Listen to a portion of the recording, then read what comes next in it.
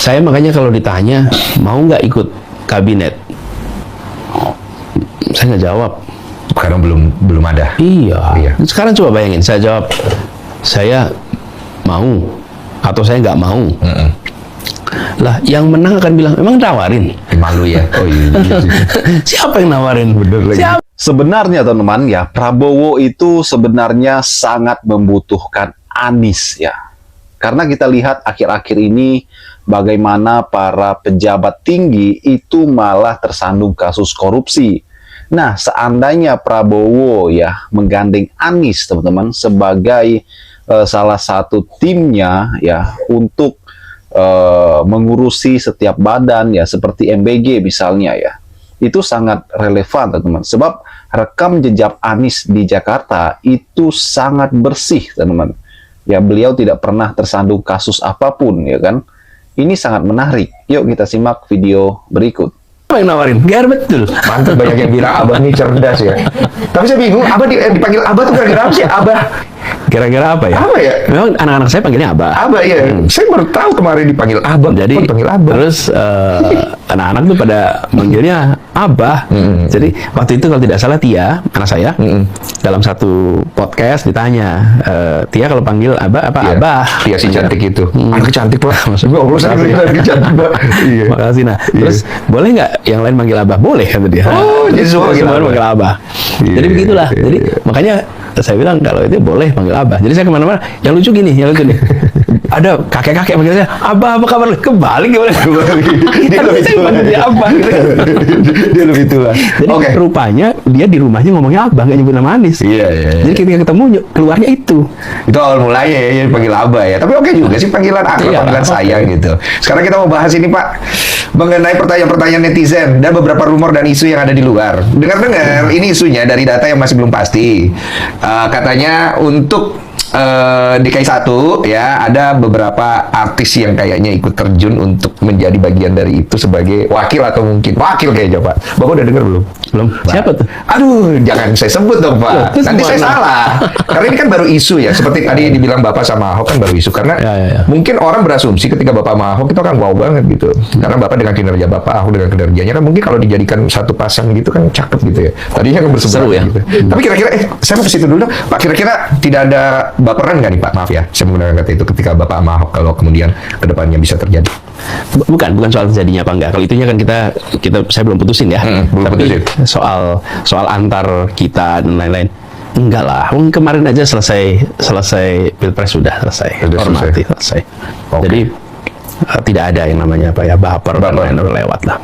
Iya. Kita ini udah dewasa. Dan penting banget kalau misalnya kita bawa nih sebenarnya visi misi negara ini kemana. Karena kita tahu lah Pak, sistemnya, jalurnya, udah rahasia umum Iya, orang banyak.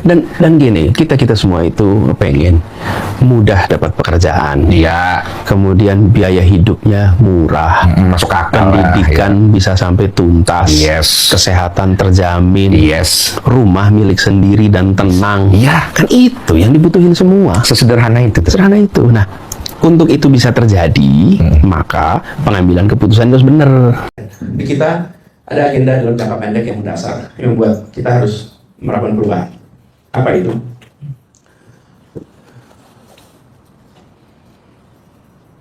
Meritokrasi. Meritokrasi. Beberapa waktu yang lalu ada seorang teman yang ngobrol dengan saya bilang begini, Bung Anies, kalau Indonesia mau maju, tidak bisa pakai demokrasi. Kalau mau maju, harus pakai otoriter atau semi otoriter. Contohnya mana? Tiongkok. Contohnya mana? Singapura. Mereka itu maju karena otoriter, semi otoriter. Benar juga ya. Terus saya tanya balik, kok contohnya Tiongkok dan Singapura? Kok contohnya nggak Korea Utara? Nah itu juga. Kok contohnya nggak Myanmar? Itu juga. Jadi yang membuat maju itu apa? Loh, Kuba itu kurang otoriter apa?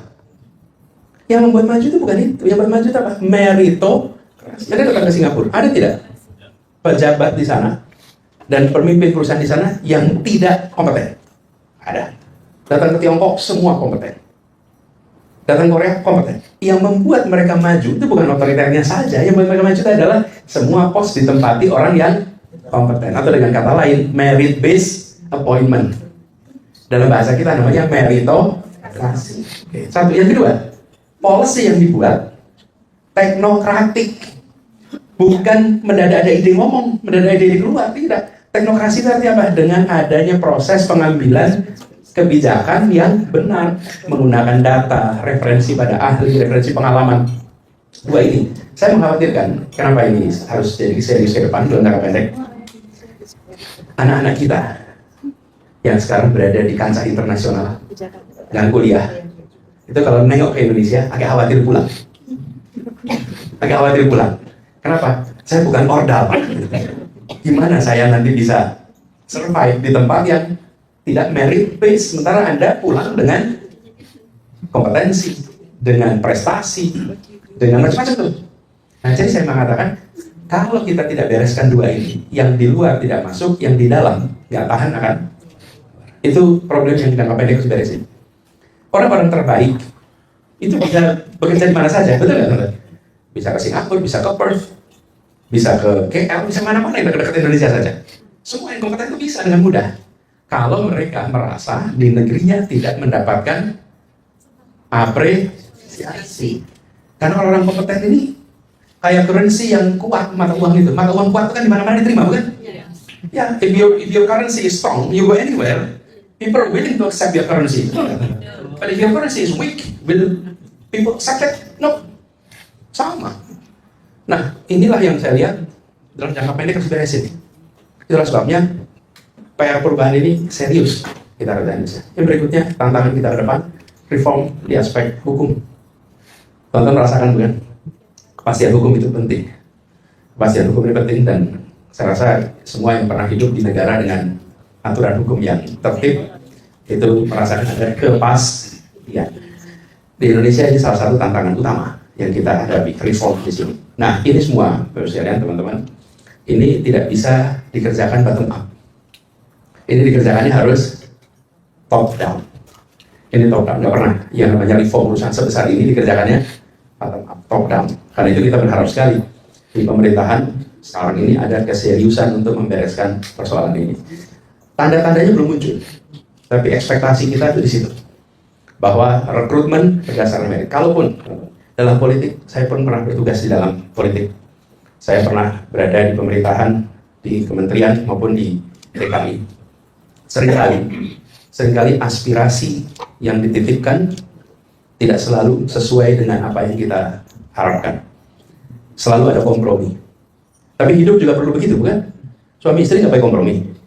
Penuh dengan kompromi. Suami maunya A, istri maunya B, hasilnya B.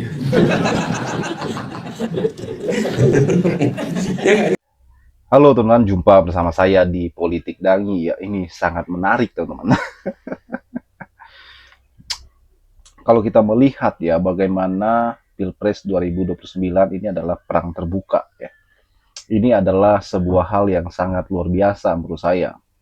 Kesempatan bagi ya siapapun yang merasa bisa memimpin ya, yang merasa siap ya untuk bertarung di Pilpres 2009 ya silahkan teman-teman. Namun ya bagi Anies Baswedan ini adalah sebuah pertarungan yang sangat luar biasa, kesempatan untuk berhadapan dengan Prabowo lagi teman-teman. Kenapa? Karena 2024 yang lalu Anies kalah ya dari Prabowo. Nah, kenapa ini kesempatan emas bagi Anies Baswedan? Karena ya bagaimana saat ini survei kepuasan masyarakat terhadap pemerintahan Prabowo ini menurun, teman-teman. Ya, ini turun drastis, yang artinya bahwa kesempatan bagi para tokoh lain ya untuk menyalip Prabowo 2009 ini sangat besar. Kalau Prabowo tidak merespon dengan baik ya hasil survei yang ada saat ini, ya tentu ini adalah sebuah bumerang ya untuk Prabowo 2029 ya. Makanya saya katakan bahwa ini adalah kesempatan emas bagi Anies Baswedan. Mengingat teman-teman ya bagaimana Anies Baswedan ya saat ini ya berjuang ya bersama dengan partai politiknya. Menurut saya ini sangat keren ya, partai politik yang dibangun oleh Anies Baswedan ya. Dan menurut saya ini adalah kesempatan bagi Anies untuk menunjukkan bahwa beliau mampu, beliau bisa, ya kan, berhadap dengan partai-partai besar. Dan sebenarnya kalau kita melihat teman-teman, ya Anies perlu polesan kecil ya. Apa itu? Yaitu bagaimana ia harus mampu mencari wakil yang pas dan sepadan dengan Anies, teman-teman, yang mempunyai elektabilitas, yang mempunyai kekuatan besar, ya kan. Jangan Caimin lagi. Dan saya yakin ya, kalau Anies Baswedan bersama dengan Prabowo, teman-teman, ini sangat keren ya.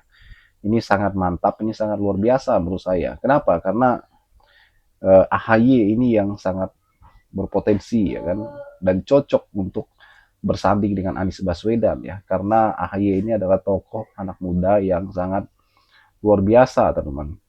Bagaimana menurut kalian? Kita diskusi di kolom komentar. Sampai jumpa lagi. Salam.